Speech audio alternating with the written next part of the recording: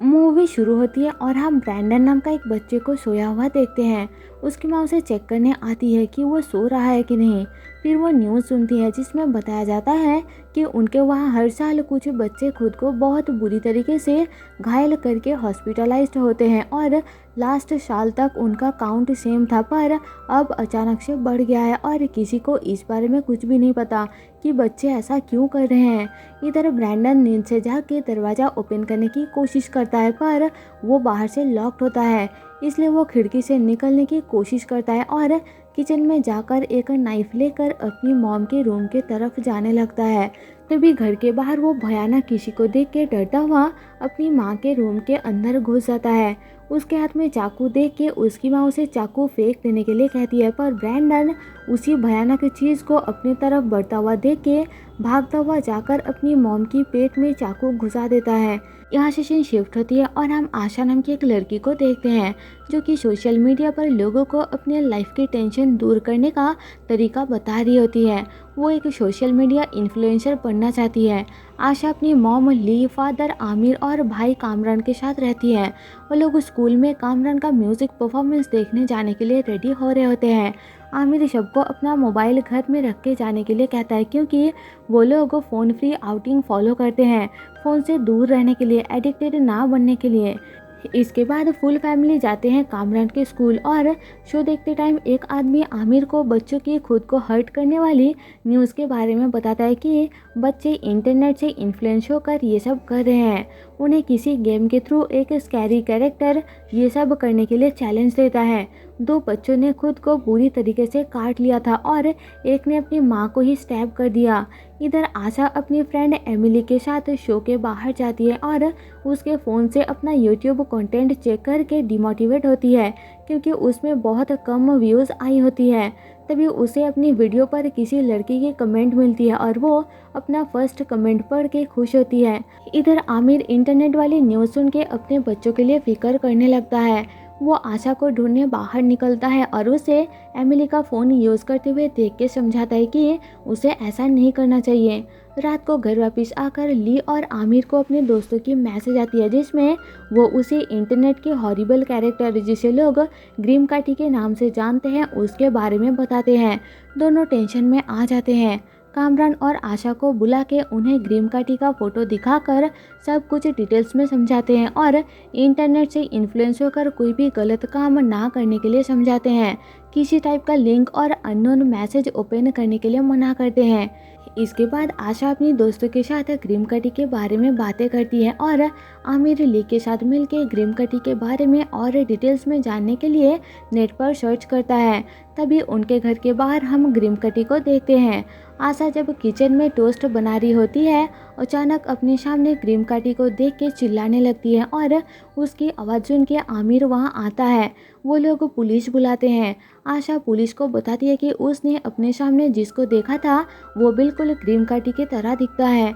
Officer बताता है कि उन्हें एक साथ ऐसे बहुत से कॉल्स आ रहे हैं, हो सकता है कि ये किसी गैंग का काम है और वो बच्चों को नेट के थ्रू चैलेंज दे रहे हैं क्योंकि एक पर्सन सेम टाइम पर अलग अलग जगह पर कैसे प्रेजेंट हो सकता है और शायद आशा को अपनी पेरेंट्स को डराने का चैलेंज मिला था।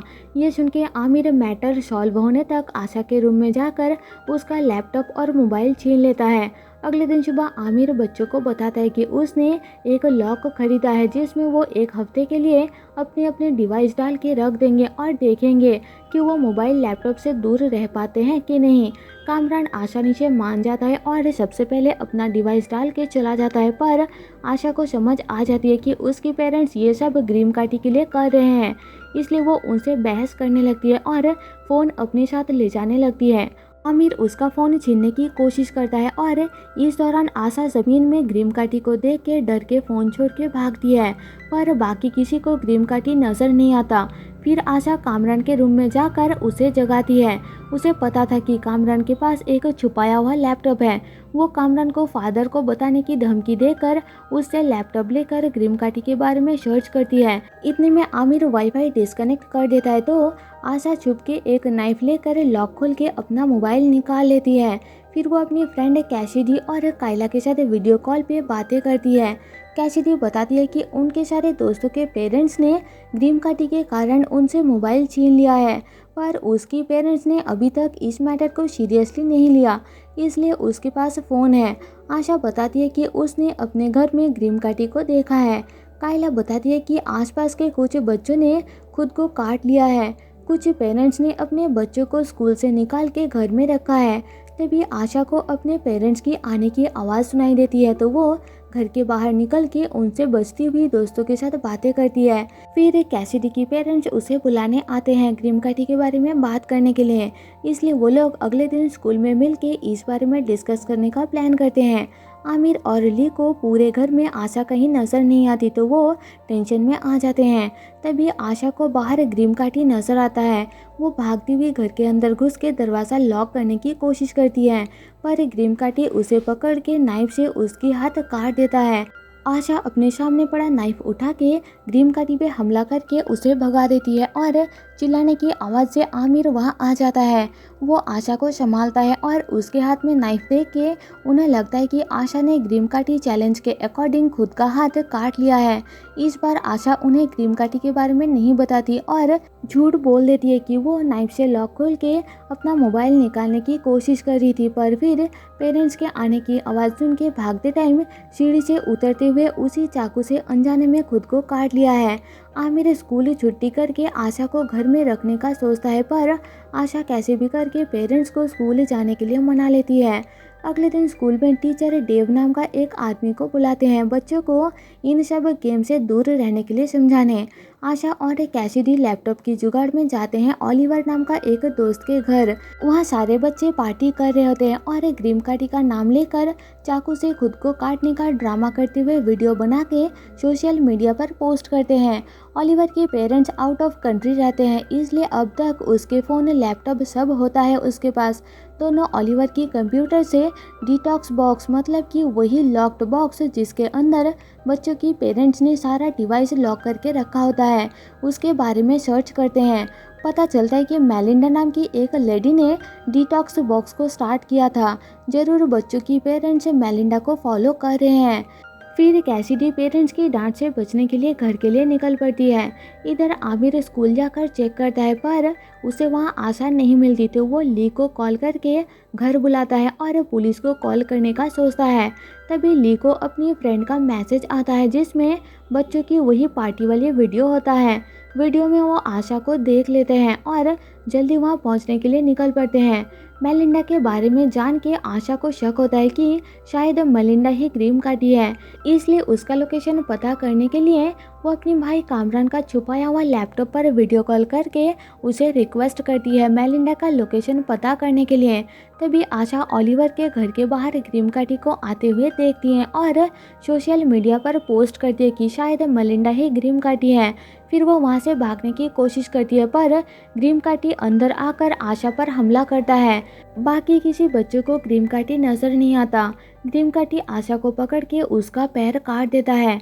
आशा पास रखा नाइफ उठा के ग्रीम कार्टी पे हमला करके भगाती है, पर ग्रीम कार्टी दोबारा उसे पकड़ के हाथ काटने लगता है। इतने में वहाँ आमिर आ जाता है और आशा को खुद का हाथ काटते हुए देखता है और उसे बचा लेता है। आमिर और ली को भी ग्रीम कार्टी नजर नहीं आता। वो आशा को लेकर घर जाने के लिए निकल पड़ते हैं और तभी आमिर को नोटिफिकेशन आता है कि घर में कोई उसका वाईफाई यूज़ कर रहा है, जिससे वो समझ जाते हैं कि कामरान वाईफाई यूज़ कर रहा है और उसके पास जाने के लिए निकल पड़ते हैं। इधर कामरान मेलिंडा का लोकेशन पता कर लेता है और आशा को कॉल लगाने की कोशिश करता है। तभी कामरान अपने पीछे ग्रीम कार्टी को देखता है जो कि उस पर हमला कर देता है। घर वापस आकर आमिर कामरान को बेहोशी की हालत में पड़ा देखता है और आशा को डांटता है। फिर वो दोनों बच्चों को हॉस्पिटल में एडमिट करा देते हैं। आशा अपनी माँ को समझाने की कोशिश करती है कि वो सच बोल रही है, उसने खुद को नहीं काटा, ये सब ग्रीम कार्टी ने किया है, पर ली उस पर भरोसा नहीं करती। क्योंकि उन्होंने अपनी आंखों से आशा को खुद को काटते हुए देखा था और एक साइकियाट्रिस्ट हायर करते हैं आशा की ट्रीटमेंट के लिए। फिर जैसे ही ली बैंडेज लेने बाहर जाती है, आशा को वहाँ कामरान का लैपटॉप मिलता है, जिसे ऑन करते ही आशा को मेलिंडा का लोकेशन मिल जाती है और वो ली की कार की चाबी चुरा के वहाँ से जाने के लिए निकल पड़ती है। हॉस्पिटल से निकलते टाइम वो देखती है कि कैसिडी वहाँ एडमिटेड है। वो कैसिडी से मिलती है और पता चलता है कि उसने भी ग्रिम काटी को देखा था और ग्रिम काटी ने उसका पैर काट दिया है। आशा उसे अपनी थ्योरी बताती है कि ग्रिम काटी बच्चों पर तभी हमला करता है जब उनके पेरेंट्स उनके लिए ज़्यादा फिक्र करते हैं। इधर ली वापस आकर देखती है कि आशा कार की चाबी लेकर गायब है और लैपटॉप चेक करने पर उसे भी वही लोकेशन मिल जाती है। तो वो आमिर को झूठ बोल के आशा की तलाश में निकल पड़ती है। इधर आशा मेलिंडा के घर पहुंच के उससे ग्रिम काटी के बारे में पूछती है कि उसे ग्रिम काटी के बारे में इतना सब कैसे पता जो उसने अपनी सोशल मीडिया पर पोस्ट किया है। पर मेलिंडा ग्रिम काटी के बारे में कुछ भी पता ना होने का नाटक करती है और आशा को जाने के लिए कहती है। इसलिए आशा छुप के घर के पीछे की तरफ जाती है और एक जगह तोड़ा हुआ मोबाइल लैपटॉप सब पड़ा हुआ देखती है। फिर वो बैकडोर से घर के अंदर घुसती है और एक दरवाजे पर ब्रैंडन लिखा हुआ होता है। मतलब कि ये वही ब्रैंडन है जिसे हमने मूवी की शुरुआत में अपनी माँ को स्टैब करते हुए देखा था और मेलिंडा उसकी माँ है। आशा ब्रैंडन के रूम के अंदर जाती है और ब्रैंडन को एक कैबिनेट के अंदर लॉक्ड देखती है। इससे पहले कि आशा उसे लेकर भागे, मेलिंडा वहां आ जाती है और आशा को गन पॉइंट पर लेकर उसे भी लॉक कर देती है। इतने में वहाँ आशा की माँ लीन आ जाती है तो मेलिंडा उसे बताती है कि आशा ज़बरदस्ती उनके घर के अंदर घुसने की कोशिश की थी, इसलिए उसने उसे लॉक करके रखा है। फिर मेलिंडा आशा को छोड़ देती है। आशा लीन को समझाने की कोशिश करती है कि मेलिंडा झूठ बोल रही है, उसके पास गन है और एक बेटा जिसे उसने लॉक करके रखा है। पर लीन को उसकी बातों पर भरोसा नहीं होता। उसे लगता है कि ये सब आशा की हेलुसिनेशन है, इसलिए आशा को थप्पड़ मार के शांत करती है और अपने साथ ले जाती है। कार के अंदर लीन आशा पर गुस्सा करती है तो वहाँ ग्रिम काटी आ जाता है। आशा अपनी माँ को शांत करने की बहुत कोशिश करती है और इस दौरान लीन की हाथ कार की मिरर में लग जाती है तो उसका दिमाग आशा से डाइवर्ट हो जाती है, जिस कारण ग्रिम काटी चला जाता है। इसके बाद आशा की बातों को वेरीफाई करने के लिए लीन आशा को कार के अंदर छोड़ के अकेली मेलिंडा के घर के अंदर जाती है और चाबी के बहाने घर चेक करने लगती है, जिससे मेलिंडा ब्रैंडन को लेकर टेंशन में आ जाती है कि लीन उसे देख ना ले और इसी टेंशन के कारण ग्रिम काटी ब्रैंडन पे हमला करता है। उसके चिल्लाने की आवाज़ सुन के लीन ऊपर आती है और ब्रैंडन को हवा में लटकता हुआ देख के समझ जाती है कि ग्रिम काटी सच में है और वो बस बच्चों को दिखाई देता है। मेलिंडा की ध्यान अब ब्रैंडन से हट के लीन पर आ जाती है, इसलिए ग्रिम काटी वहाँ से गायब हो जाता है। तभी वहाँ आशा भी आ जाती है और मेलिंडा उन दोनों को गन पॉइंट पर लेती है और कहती है कि उसी ने पूरे शहर में ग्रिम काटी की फ़ोटो फैलाया है ताकि उसके जैसा सिचुएशन सबका हो। पीछे से ब्रैंडन आकर मेलिंडा की पैर में स्टैब कर देता है, जिससे वो सीढ़ी से नीचे गिर के बेहोश हो जाती है और आशा ब्रैंडन को उठा के हॉस्पिटल ले जाती है। फिर आशा देखती है कि हॉस्पिटल में ग्रिम काटी से अफेक्टेड बहुत सारे बच्चे जख्मी हालत में हैं। उसकी एक फ्रेंड बताती है कि कैसिडी ने अपने गले में स्टैब कर लिया है, हो सकता है कि वो जिंदा बच ना पाए। इधर हॉस्पिटल में आमिर कामरान का लैपटॉप खोल के उसका सर्च हिस्ट्री देखता है। पता चलता है कि कामरान ने ग्रिम काटी और डार्क वेब के बारे में सर्च किया था, इसलिए आमिर कामरान पे गुस्सा करने लगता है और उसे कहीं ले जाने लगता है। तभी वहाँ ली आती है और आमिर को समझाने की कोशिश करती है कि बच्चों के बारे में टेंशन करने से ही ग्रिम काटी उन पे हमला करता है और आमिर को स्ट्रेस से दूर करने की इंजेक्शन देने की कोशिश करती है, पर आमिर नहीं मानता, उससे बहस करने लगता है। तभी पुलिस आती है और ली को अपने साथ ले जाती है मेलिंडा के बारे में पूछताछ करने के लिए। मौका देख के कामरान वहाँ से भाग जाता है और आमिर के कामरान को लेकर टेंशन के कारण ग्रिम काटी कामरान के पीछे पड़ जाता है। आशा कामरान को भागता हुआ देख के उसे एक रूम के अंदर छुपा लेती है और प्लान करती है कि आमिर का ध्यान वो खुद पे लाएगी, जिससे ग्रिम काटी कामरान को छोड़ के आशा के पीछे आएगा। कामरान को रूम के अंदर रहने का कह के आशा बाहर जाती है तो आमिर उसके सामने होता है और कामरान के बारे में पूछता है। इधर ग्रीम काटी कामरान का गला पकड़ के उसे मारने की कोशिश करता है। उसकी आवाज़ सुन के आशा जल्दी से ग्रीम काटी का नाम लेकर आमिर का ध्यान अपने तरफ लाती है और वहाँ से भागती है, जिससे आमिर का ध्यान कामरान से हट के आशा पर जाती है। तो ग्रीम काटी कामरान को छोड़ के आशा को पकड़ लेता है। आशा अपने पास रखा चाकू से ग्रीम काटी को स्टैब करती है तो वो नीचे गिर जाता है, पर वो शैतान है इसलिए दोबारा उठ के खड़ा हो जाता है और आशा पे हमला करता है। तभी वहाँ आमिर आ जाता है और आशा को अपने गले में चाकू घुसाते हुए देख के उसे रोकता है, पर ग्रीम काटी के कारण आशा उल्टा आमिर के पेट में स्टैब करके बाहर की तरफ भागती है। आमिर उसके पीछे जाता है और उसे बेहोशी की दवा लगाने के लिए आगे बढ़ता है। पीछे से ग्रीम काटी आकर आशा को पकड़ के ऊपर लटका देता है। आमिर को ग्रीम काटी नजर नहीं आता, इसलिए उसे आशा हवा में लटकती हुई नजर आती है, जिससे वह समझ जाता है कि ग्रीम काटी सच में है और आशा को बचाने के लिए वो बेहोशी की दवा खुद को लगा लेता है, जिससे आमिर आशा को लेकर टेंशन करना छोड़ देता है। तो ग्रीम काटी गायब हो जाता है। तभी ली पुलिस के साथ आती है और उन तीनों को रेस्क्यू करती है और आमिर को हॉस्पिटल में एडमिट करती है। मलिंडा को पुलिस पकड़ लेती है और अब ब्रैंडन की इलाज चल रही होती है। कैसिडी ठीक हो जाती है। एंड में आशा ग्रीम काटी के बारे में सबको समझाते हुए अपना एक सोशल मीडिया कंटेंट बनाती है और आमिर पूरी तरह से ठीक हो जाता है। वो सब खुशी खुशी रहने लगते हैं और इसी के साथ मूवी ख़त्म हो जाती है। तो दोस्तों, जाने से पहले आपसे एक रिक्वेस्ट है कि एक्सप्लेनेशन पसंद है तो प्लीज़ मेरी वीडियो को लाइक और कमेंट करके अपना फीडबैक ज़रूर दें।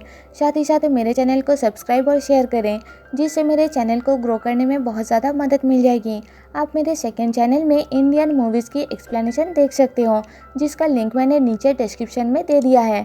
उम्मीद है कि इस चैनल के जैसा वहाँ भी मुझे सपोर्ट करेंगे। मैं आपके लिए ऐसी न्यू वीडियोज़ लाती रहूँगी। मिलते हैं आपसे मेरे नेक्स्ट वीडियो में, तब तक के लिए stay safe and tata bye bye.